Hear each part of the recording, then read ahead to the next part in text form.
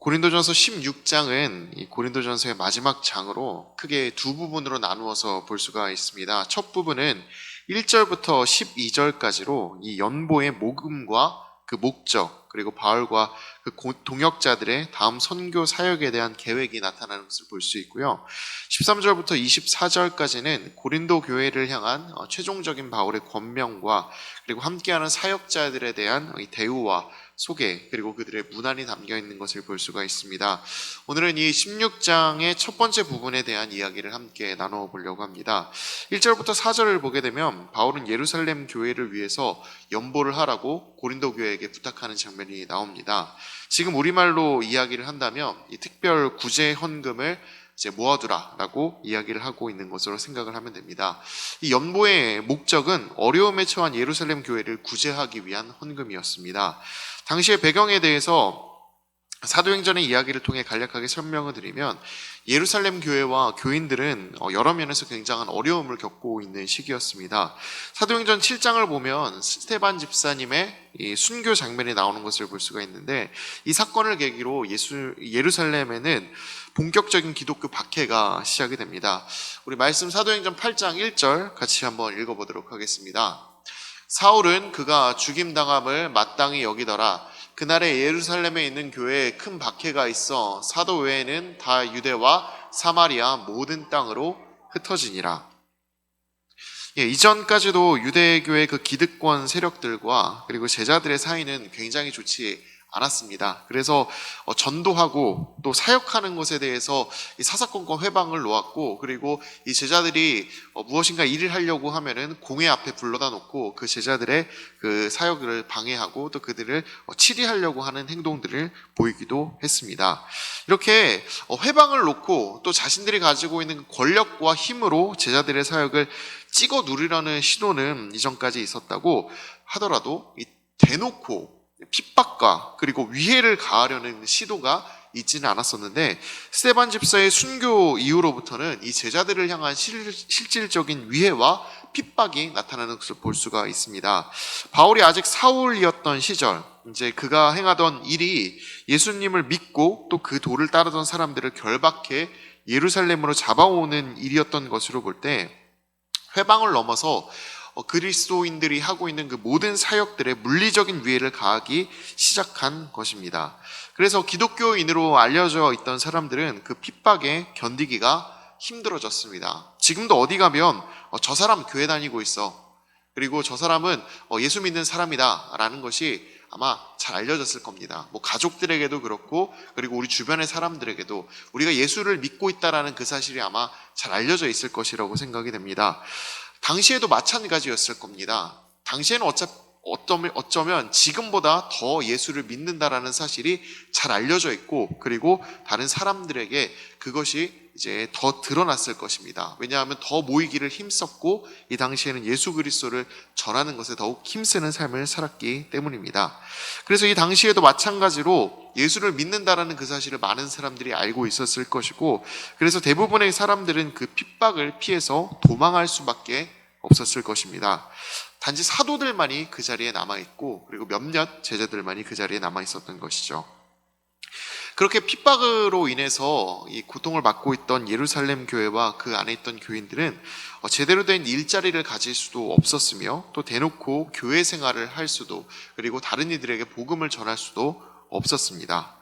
이 상황도 힘들 것입니다. 어떤 일을 하거나 그리고 다른 사람들과 교류한다는 것이 거의 끊기게 된 상황이기 때문이죠. 그런데 한 가지 어려움이 이 예루살렘 교회 안에 더 찾아오게 됩니다.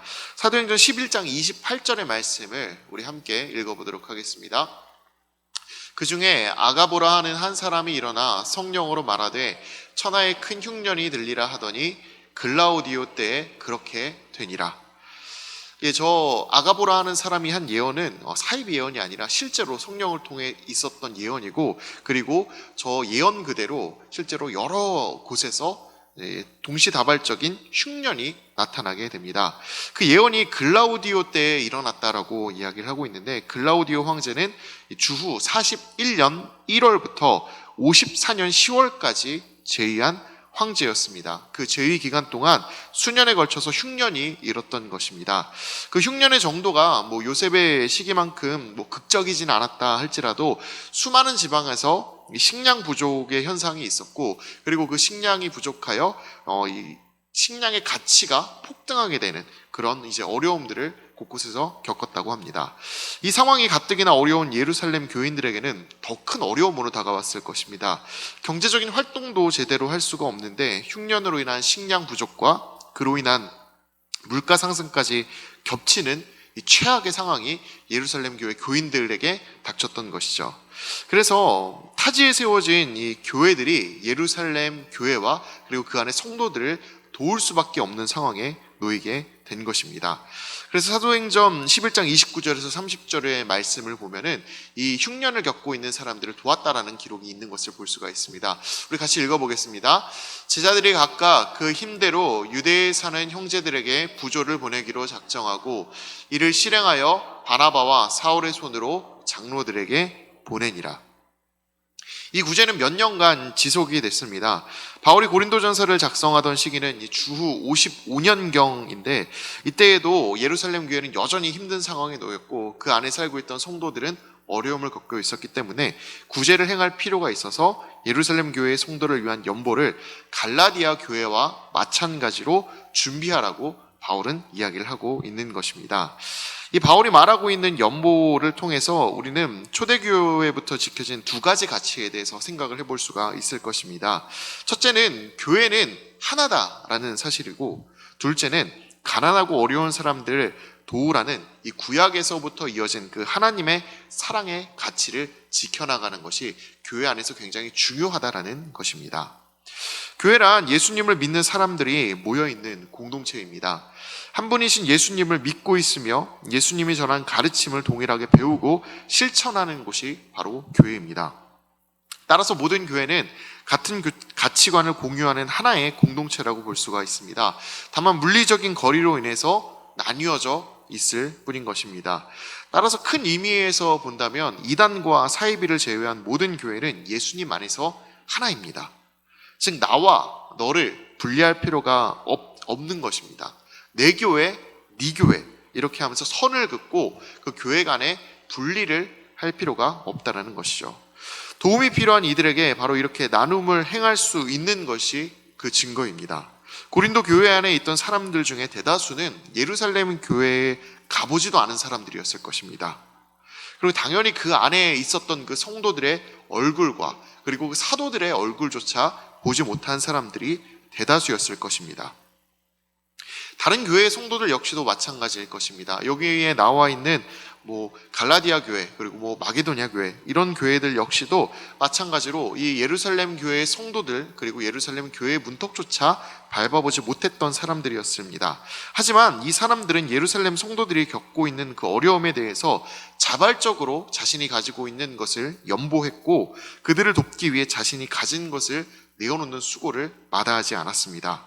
다른 나라에 뒤늦게 세워진 이 교회들이 예루살렘의 성도들을 위해 이렇게 연보할 수 있었던 이유는 교회라는 공동체를 하나로 인식했기 때문입니다.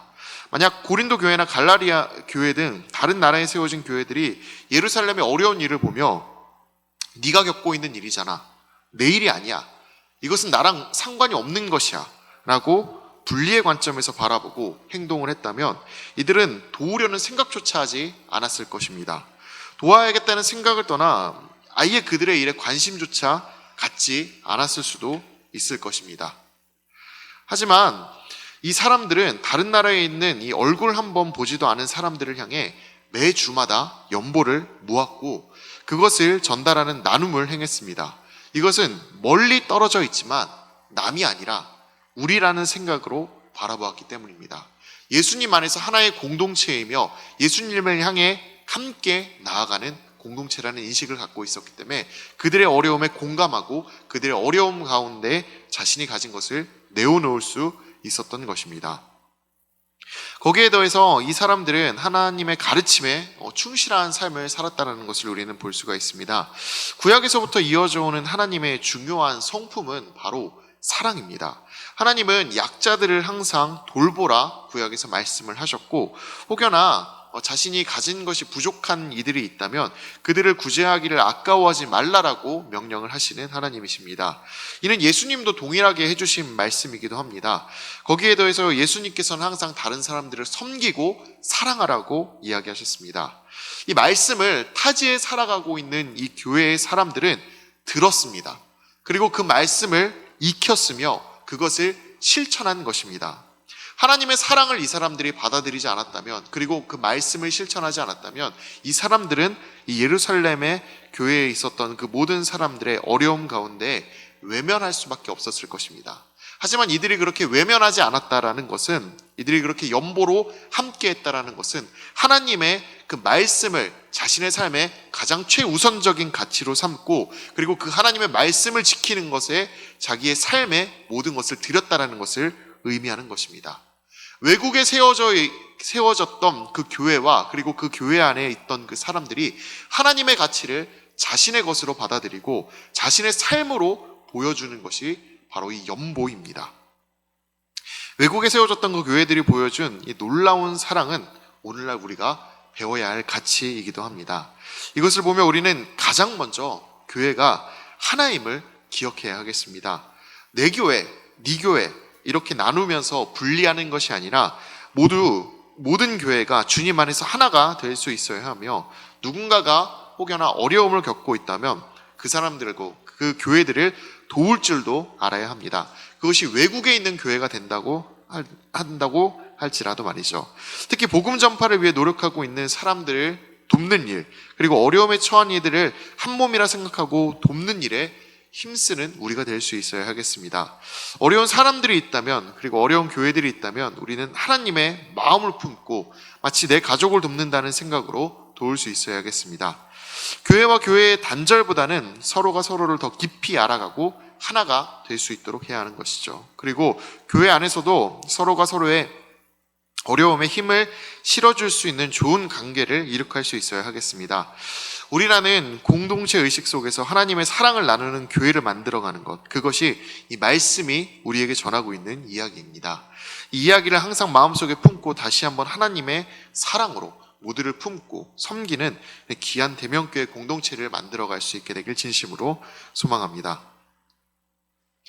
계속해서 말씀을 보게 되면 이 연보의 목적 외에도 우리는 이 말씀을 통해 여러 가지 사실들을 발견을 할 수가 있습니다. 2절의 말씀을 우리 함께 읽어보도록 하겠습니다. 매주 첫날에 너희 각 사람이 수입에 따라 모아두어서 내가 갈 때에 연보를 하지 않게 하라. 2절의 말씀을 통해서 우리는 두 가지 사실을 알 수가 있습니다. 하나는 연보는 자신의 상황에 맞게 해야 한다는 것입니다. 연보는 어디까지나 자신의 형편에 맞춰서 하는 것입니다. 여유가 있다면 여유 있게, 부족하다면 부족하게 해도 되는 것입니다. 하나님은 이 연보의 양을 보시는 분이 아니십니다. 예수님이 두렙돈을 헌금한 그 과부를 보시면서 저 여인은 왜 이렇게 조금밖에 헌금을 하지 않느냐라고 하시지 않으셨습니다. 누가복음 21장 우리 1절부터 3절까지의 말씀을 함께 읽어보도록 하겠습니다. 예수께서 눈을 들어 부자들이 헌금함에 헌금 넘는 것을 보시고 이르시되 내가 참으로 너희에게 말하노니 이 가난한 과부가 다른 모든 사람보다 많이 넣었도다. 예수님이 보셨던 이 두렙돈을 헌금한 과부, 그 이전에 수많은 그 부자들이 와가지고 헌금을 했습니다. 그 부자들은 아마 돈을 자루째 가져와서 헌금함에 쏟아 넣었을 것입니다. 단순한 양으로 비교를 해보면 이 부자들이 낸 헌금과 두렙돈을 냈던 이 여인의 헌금의 양은 엄청난 차이가 있었을 수밖에 없습니다. 그런데 예수님께서 정말로 보셨던 것은 무엇입니까? 돈의 양이 아니라 그 마음, 그리고 최선이었습니다. 이 이야기를 통해 하나님이 원하시는 것이 우리는 무엇인지 알 수 있습니다. 하나님이 원하시는 것은 내가 가진 것 중에 최선이지 다른 사람과 비교하는 상대적인 최선이 아니라는 것입니다. 하나님 앞에 드리는 것에 내가 가진 최선을 드릴 수 있도록 노력하면 하나님께서는 그 우리가 드리는 우리의 최선을 바라보신다는 겁니다. 다른 사람과 비교하여 너는 쟤보다 덜했기 때문에, 너는 쟤보다 부족하기 때문에 나에 대한 사랑이 적다, 그리고 너는 나에 대한 마음이 적다라고 이야기하는 분이 아니시라는 겁니다. 그렇게 하나님께 최선을 드릴 때 하나님께서는 그 최선을 바라보시면서 기뻐하십니다. 또 그렇게 최선을 드리는 우리의 삶 가운데 하나님의 은혜가 풍족하게 임할 것입니다. 하나님께서는 그 부족함을 들어서 사용하시며 그 부족함을 채워주시는 분이시기 때문입니다. 고린도후서 8장을 보게 되면 자신의 최선을 하나님께 드리기를 아낌없이 행했던 한 교회에 대한 이야기가 나오는 것을 볼 수가 있습니다. 우리 고린도후서 8장 1절부터 5절까지의 말씀을 같이 읽어보도록 하겠습니다. 형제들아, 하나님께서 마게도냐 교회들에게 주신 은혜를 우리가 너희에게 알리노니 환난의 많은 시련 가운데서 그들의 넘치는 기쁨과 극심한 가난이 그들의 풍성한 연보를 넘치도록 하게 하였느니라. 내가 증언하노니 그들이 힘대로 할 뿐 아니라 힘에 지나도록 자원하여 이 은혜와 성도 섬기는 일에 참여함에 대하여 우리에게 간절히 구하니 우리가 바라던 것뿐 아니라 그들이 먼저 자신을 주께 드리고 하나님의 뜻을 따라 우리에게 주었도다. 이 마게도냐 교회의 사람들은 본인들도 환난을 당하고 있는 처지였습니다. 하지만 이 사람들은 하나님께 드리는 것을 아끼지 않았고 먼저 자원하여 저희들이 드리고 싶습니다라고 이야기하는 사람들이었습니다.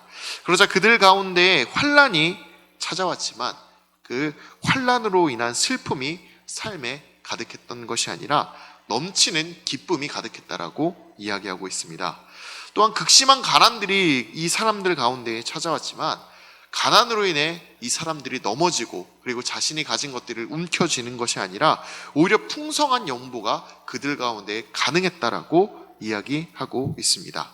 그렇게 풍성한 연보가 가능할 정도로 하나님께서 채워주시고 그리고 부족한 것들을 도와주셨다라는 것을, 하나님의 은혜가 그들 가운데 임했다는 것을 우리가 알 수 있는 것이죠. 모든 것은 이 사람들의 마음에 하나님께 드리는 것과 다른 이들을 섬기는 일에 참여함을 간구하는 마음이 가득했기 때문에, 하나님 앞에 자신의 최선을 드리고자 하는 그들의 마음이 있었기 때문에 하나님께서 모든 것을 채워주신 것입니다. 이렇게 최선을 드리면 하나님께서는 우리의 모든 그 부족한 부분들을 채워주십니다. 그 은혜를 생각하며 먼저 드리기를 아끼지 않는 삶을 살아가야 하겠습니다.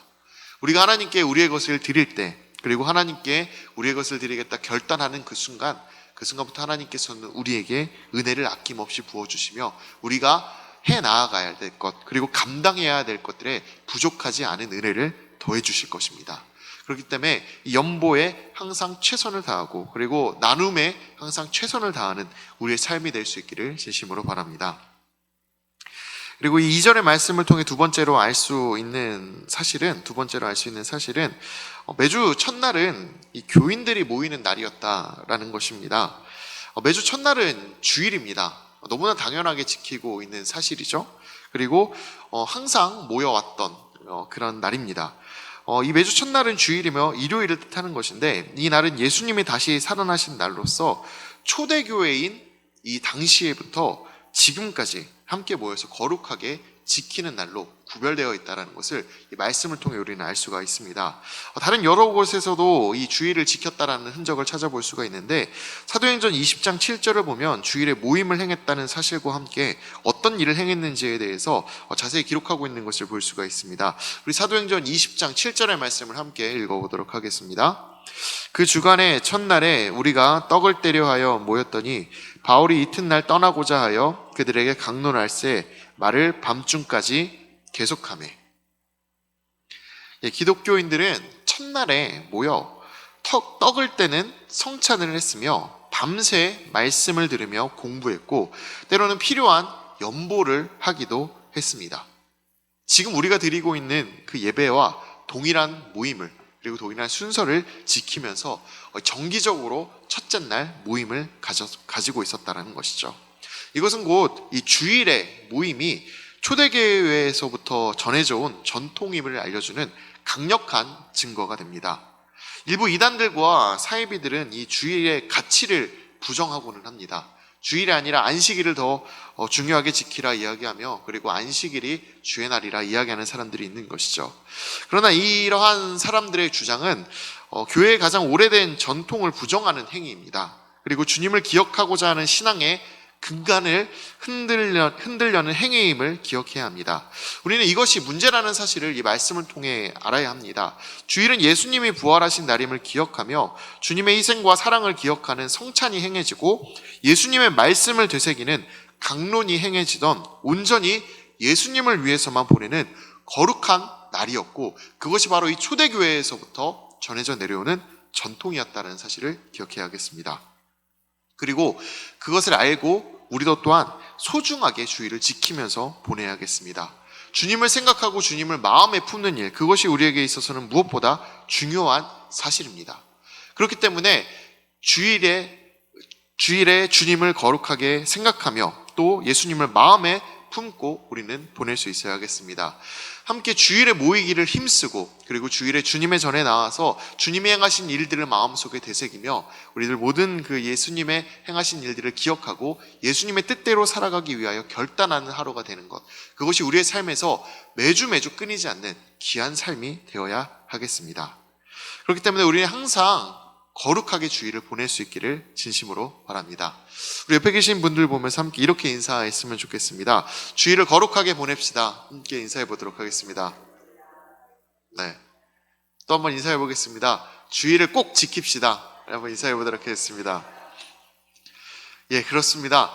주일은 거룩하게 지내야 하는 날입니다. 그리고 주일은 꼭 지켜야 하는 날입니다. 언제나 이 주일을 우리 주님을 생각하는 그 마음으로 잊지 않고 항상 주님과 함께 보내는 귀한 여러분들 되시기를 진심으로 축복합니다.